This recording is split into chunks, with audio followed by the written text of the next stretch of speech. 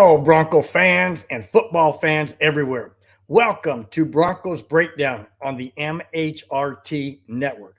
This is a show that is everything Broncos and sports topics in general. I am your host, Bronco Bill.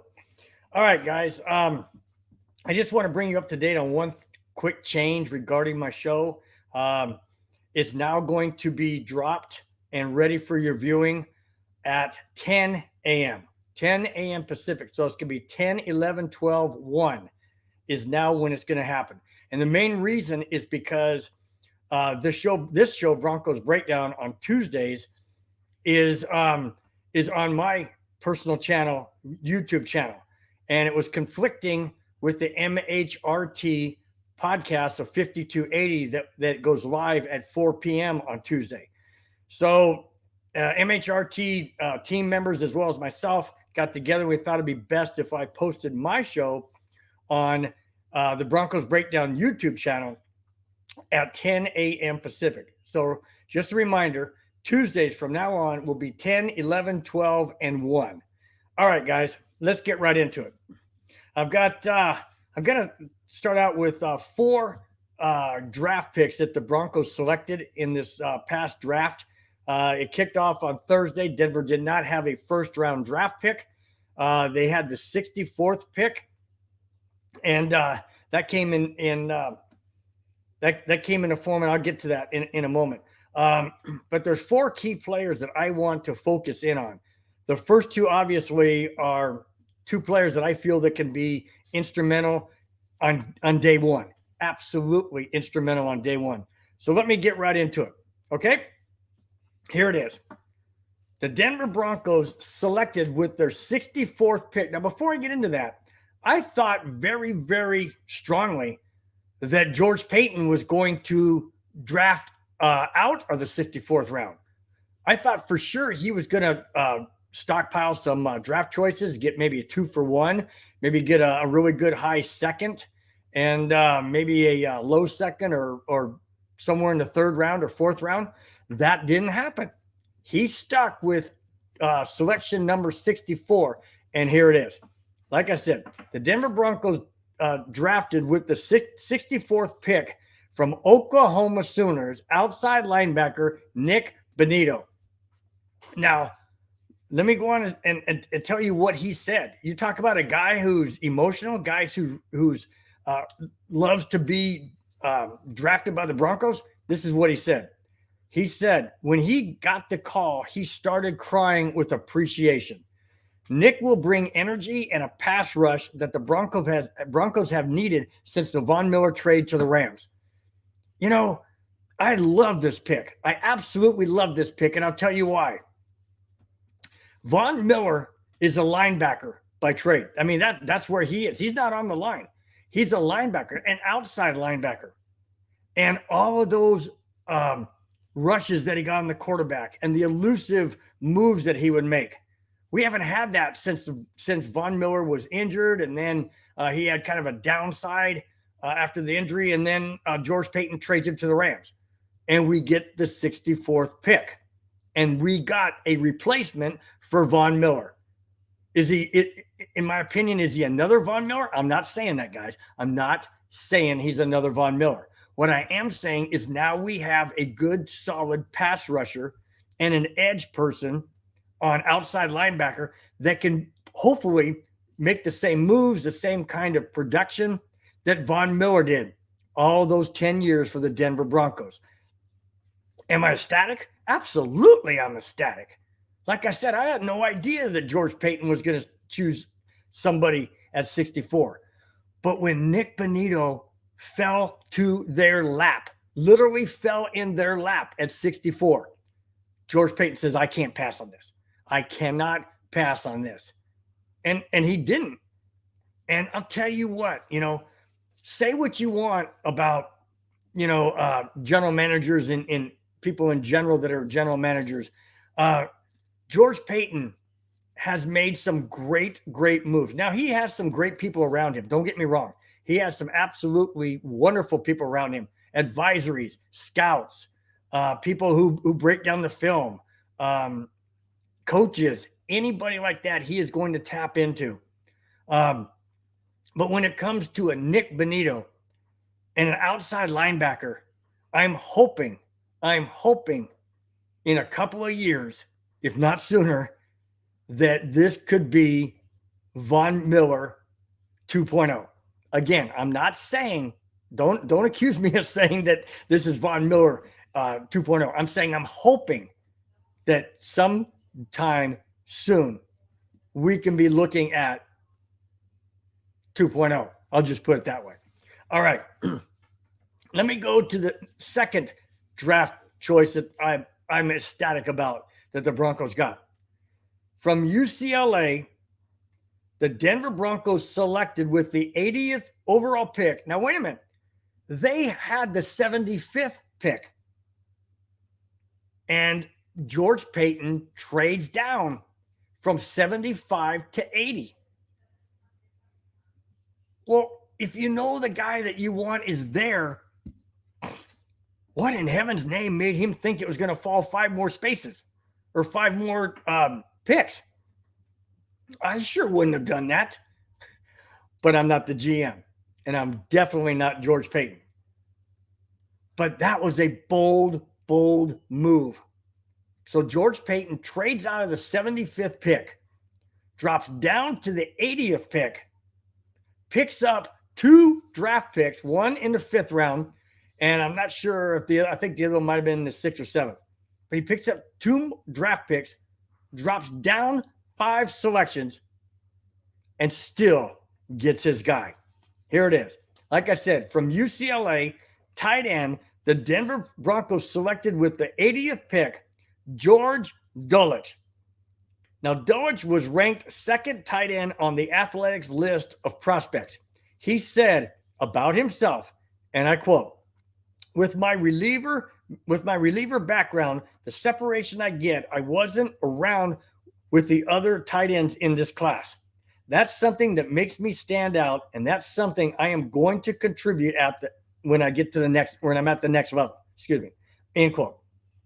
Hackett said about Greg Dulwich, and I quote, Greg has unbelievably soft hands that makes him friendly for any quarterback. End quote.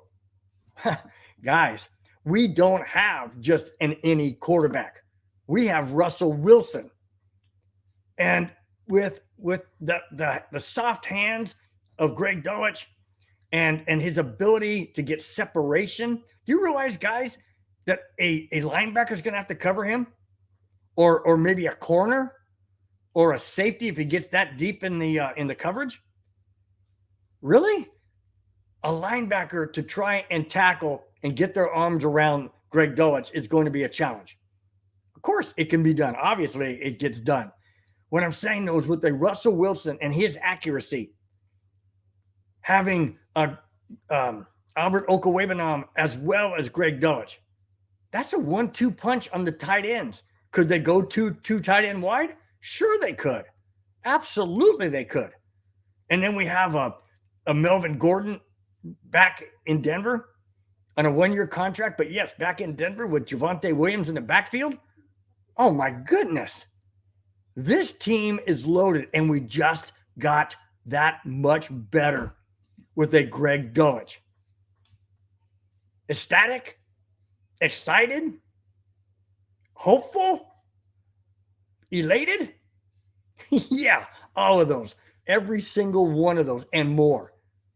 I can't wait, guys. I cannot wait for the preseason. I wish the preseason was now. I wish it was yesterday, because then I'd be talking about how great that was. But we have to wait. And that's the hardest part, is waiting.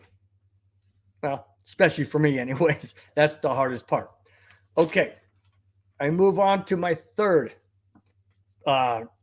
choice I got 4 choices that are my favorites of the 2022 draft class. This one comes by way of Iowa State. The Denver Broncos have added depth to their defensive line with the selection of Ioma. Sorry about that. I'm pronouncing it wrong. Uwzarek. I'm just going to call him EU because that's so much easier than trying to figure out this guy's name. But if he plays as hard and as tough as it is to pronounce his name, we got a winner, guys. We got a winner. All right, let me get to it. He was a first-team All Big 12 player in 2021. Assistant GM Darren Muji said of Uwzarek, and I quote, "He's another big talented kid, another guy we've been watching. In fact, I've been watching this kid for 2 to 3 years. He's a talented kid with a lot of size, and that is something we have needed." End quote. Oh, you are dead right. Absolutely dead right, Darren. We have needed that size. We have needed that strength, and we've needed that especially on the defensive end. Yes, I do know we have a Bradley Chubb, but he's been injured on and off the field at times, can't complete an entire season. So we need a defensive end rusher, but we also need somebody like EU that can seal the edge, okay? Not allow the running back to get outside. Seal that off. Push the offensive line players back into the backfield. Force the running back in towards the pocket where we can get him, where we can surround him and not allow him to get away. We haven't had that in quite some time. We haven't had that. So if we can get a person like EU and get him to seal that edge, to rush the pass rusher, force him back into the pocket where we can get him, this is a absolutely dynamic, huge signing. Now, the first two guys I mentioned, I firmly believe they can be starters right out of the gate. Absolutely right out of the gate. So, outside linebacker, 100%. Tight end, that's a no-brainer. That's an absolute no-brainer. I hope EU can win that spot on the defensive end, because I really have a feeling that is a missing piece that we've needed on the end. Absolutely. Now, if we can get Bradley Chubb to stay healthy and stay on the field more than he stays off the field, then this could be a very, very solid Bronco defense, especially on the end. All right, I move to the fourth one. And the fourth one is from Oklahoma Sooners. He's a safety, and his name is Delarian Turner-Yell. Now, he was selected in the 5th round and will play a huge part in the Broncos special teams. Turner-Yell understands the importance of special teams and said, and I quote, "To be able to go on one of those units and be able to contribute for the team is huge, because those units are the ones that are most trusted by the coaching staff." Absolutely 100% agree. Excuse me, guys. I totally agree with that. Absolutely agree. The special teams last year was horrendous, pathetic, horrendous at best. At best. They couldn't hang on the ball there were fumbles, there were muff punts, there were indecisive decisions. Do I call a fair catch? Do I let it bounce? What do I do? It's almost like they had no clue. Well, that goes back to coaching staff, and I could bash them all I want, but I'm not going to. Feel like it, but I'm not going to. Anyways, we need somebody back there who has good hands, who can see the ball clearly, and because he's a safety, he has to cover. He has to decide, do I go left? Do I go right? Do I cover this guy? Do I cover that guy? Do I come in? Do I drop back? He has to know that. And by knowing that, being a safety, he'll fit right in as a punt returner. He's quick. He's got hands. He's smart. He's decisive.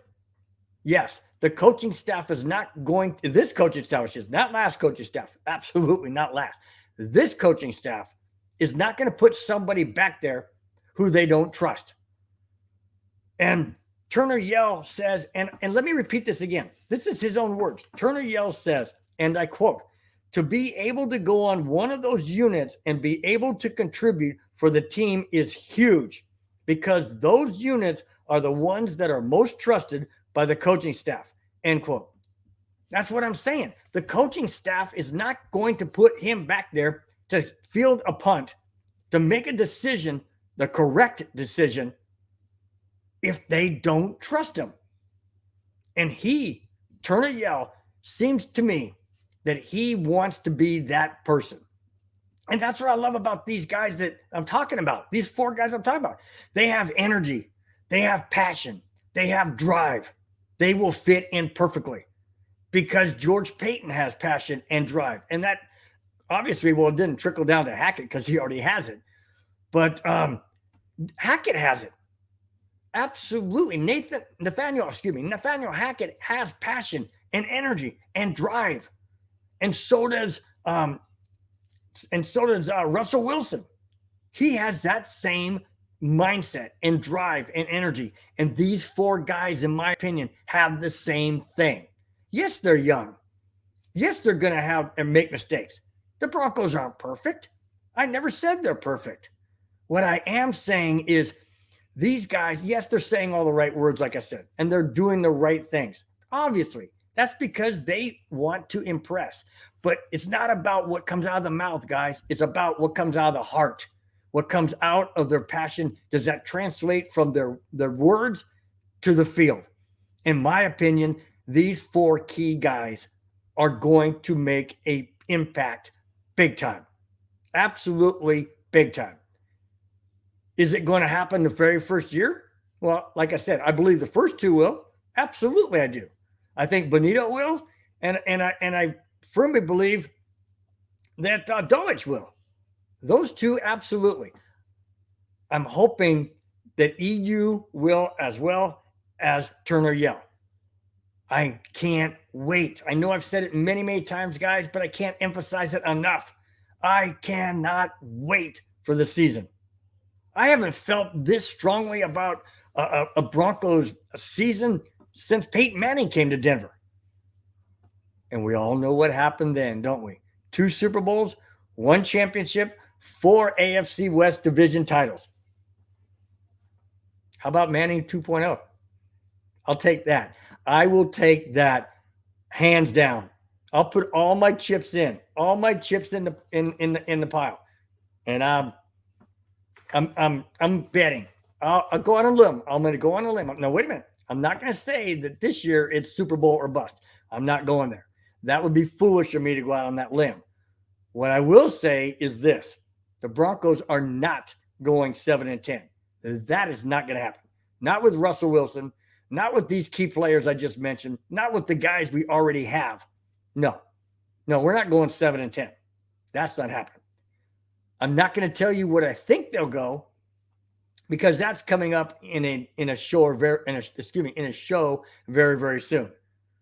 But I have great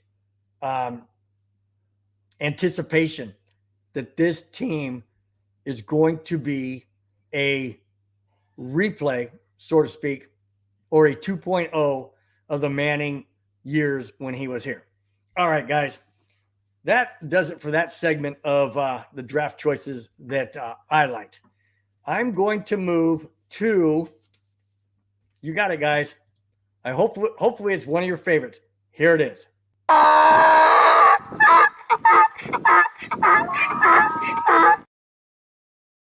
That's right, guys. We have come to the segment known as the Jackass of the Week. This one belongs to Cardinals wide receiver DeAndre Hopkins has been suspended for 6 games for violating the performance-enhancing drug policy. The specific violation wasn't made public. However, the Cardinals have reportedly known the suspicion was coming, so they traded for the Ravens receiver in Hollywood Brown in last Thursday's draft. They got Hollywood Brown, and they gave up their 23rd draft pick. Wait a minute. If they knew that a suspension was coming, Isn't that kind of like inside information? The rest of the league didn't seem to know it. Fans, I certainly didn't know that was coming. So why was that kept under wraps? Why was that kept silent so that the Cardinals could make a trade with the Baltimore Ravens in the first day of trading? Why is that okay? Excuse me. Why is that okay? So if a team knows something's going to happen catastrophically or indifferent or whatever before the draft or even during the draft, that's okay to have inside information. Wow. And the league allowed it. Apparently they allowed it. Man, if I was a GM or an owner of a team, I'd be screaming. How is this possible? What if some of the team wanted to trade? Inside information, guys, that's hedging. That's like hedging bets. That's like putting something under the rug.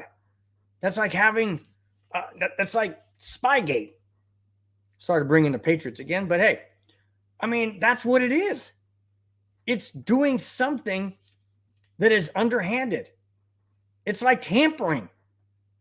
It's like tampering with a player on another team, and you keep it secret. Well, isn't this secret?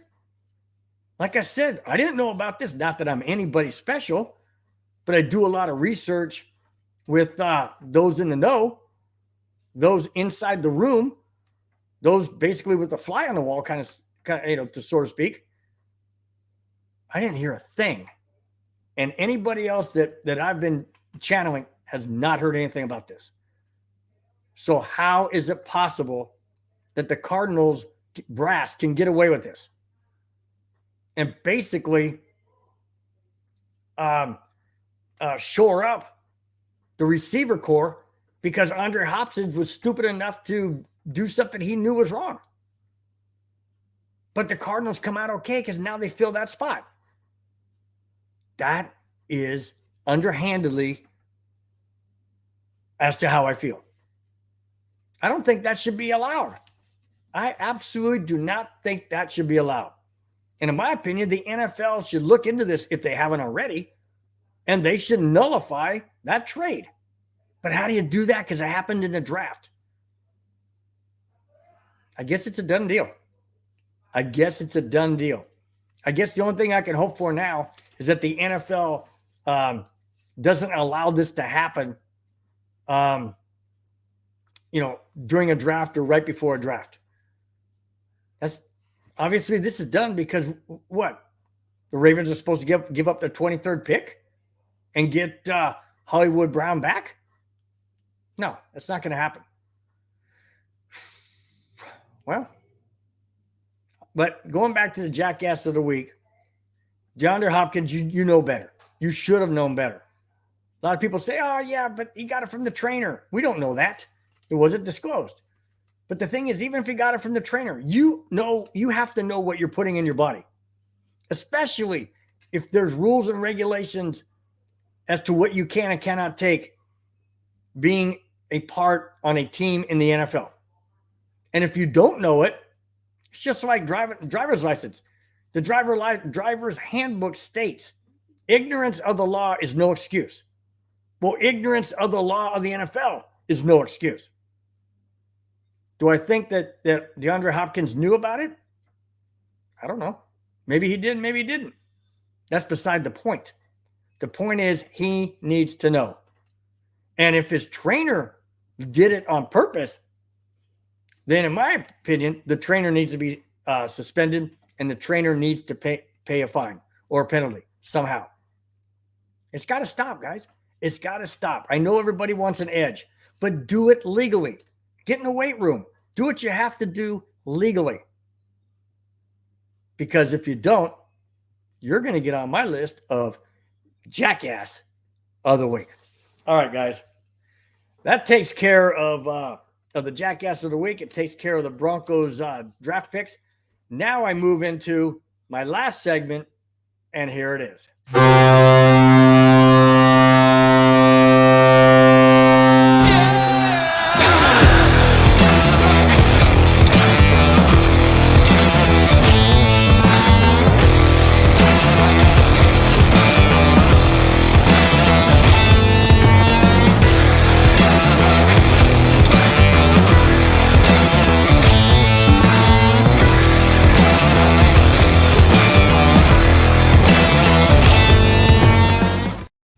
All right, guys, this is the Avalanche update, and we are on the threshold of game one of the Avalanche and the Nashville Predators in Colorado, Bell Arena, 6 p.m. Pacific time, Tuesday night, right after, well, not right after the show. It used to be right after the show, but it's not.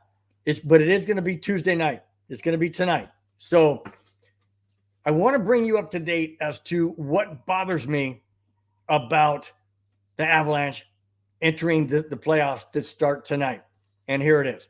The Colorado Avalanche enter the 2022 Stanley Cup playoffs having lost 6 out of their last 7 games. They lost to the following teams in order: Washington Capitals, 3-2. Seattle Kraken, 3-2.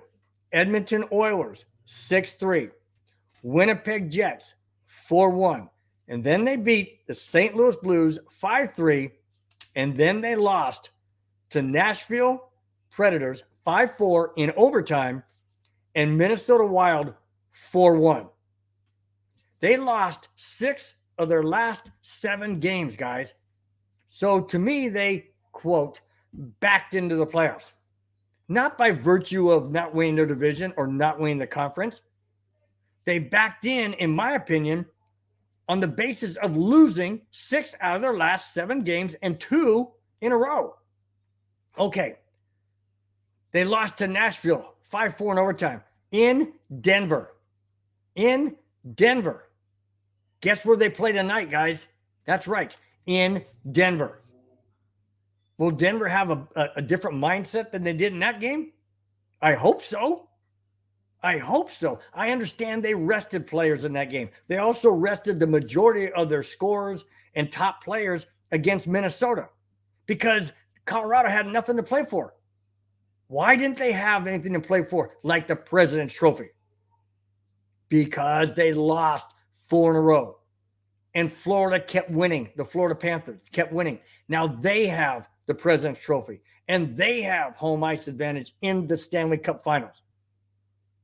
Colorado basically went like this. Here, go ahead. Here, take it. No, we don't want it. No, we got it last year, and we bombed in the second round. Maybe Colorado said, hey, we don't want it.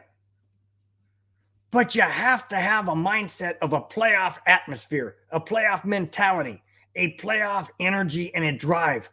Especially the last 2 games, especially Nashville, knowing full well you had a chance to play them or a possibility of playing them, depending on how the seeding went. And that's why I'm nervous. I'm frustrated. And I'm angry at the way they entered the playoffs. What do they think they can do? Just go out on the ice and go, okay, switch is on. All right, guys. We're in playoff mode now. It doesn't work that way. Yeah, I understand that they rested guys because they didn't want any nicks and bruises, and they wanted to make sure that players are sharp. Well, I know, not firsthand by playing hockey, obviously, but I do know it's like work. If you miss a week, let's say you take a week off and you go on vacation, it's tough to get back those first couple of days. Your legs are not moving the way they did. You're relaxed. You came off vacation. You rested. Well, it's the same with sports. It's the same with hockey. It's the same with football, basketball. I don't care what sport it is. It's the same. It's going to take a few periods, maybe a few games. Oh, heaven forbid that happens. But it could take some time for them to get their legs back under them. And Nashville's going to come out with guns blazing. You know they are. Absolutely they are. They're going to play on that momentum that when they beat Colorado a few days ago. They're going to use that as momentum. Well, Colorado has momentum. Absolutely they have momentum. Negative. That's not where they need to be. They need to have positive momentum. And that didn't happen coming into these playoffs. Now, the first game is Tuesday night, like I mentioned, tonight. Okay, that's the first game. Second game is on Thursday. Both games in Colorado. And then it shifts to Nashville for 2 games. And then, if necessary, game 5 in Colorado, game 6 in Nashville, and game 7 in Colorado. That's the lineup. But, guys, it bothers me that I just don't know. I just don't know. And I know it's a 7-game series, and I know that you can't win this series in game 1, but you certainly can start to lose it in game 1, especially if Colorado loses at home. If Colorado loses at home, then that means that the Nashville Predators will have a leg up, because even if they split, they would go back to Nashville tied 1-1 instead of down maybe 2-0. So Colorado, I hope you got the much needed rest that you needed. But I also hope that you guys can somehow, some way get that playoff mentality, the mindset, the energy, and the drive to get to Lord Stanley Finals. That's it, guys. That's all I have. Thanks for watching. Thanks for subscribing. And before I head out, I just want to remind you one more time that the Broncos breakdown on Tuesday is now shifted from 4, 5, 6, and 7 is now going to be Tuesday, 10, 11, 12, 1. All right, guys, that goes posted every Tuesday, 10, 11, 12, 1, YouTube channel, Broncos breakdown. Also on MHRT Network on Tuesday, 4 p.m. live is the 5280 podcast. Don't miss it, guys. A lot of great stuff and a lot of great interviews that you're gonna want to tune into. On Wednesday, it drops at 4:30, 5:30, 6:30, and 7:30. It's the Wild Wild West, featuring a fan from every AFC West team: Broncos, Raiders, Chargers, and Chiefs. And then on Thursday, 4, 5, 6, and 7, it is Nothing Rhymes with Orange and Blue podcast on MHRT Network. And that features Johnny Bakke and his really good friend, Isaiah Henderson. That's live every Thursday. And then on Friday on MHRT Network, that's also getting shifted. And that's going from 4, 5, 6, and 7 on Fridays to 9, 10, 11, 12 on Fridays. And that's once again, that's Broncos breakdown on MHRT Network, 9, 10, 11, 12 this coming Friday. All right, guys, thanks for watching. Thanks for subscribing. Please hit that thumbs up if you like it, and tell your friends. I really appreciate it. And we will talk to you on Friday on the MHRT Network, and again on Tuesday, Broncos breakdown YouTube. Take care, guys. We'll talk to you then. Bye-bye.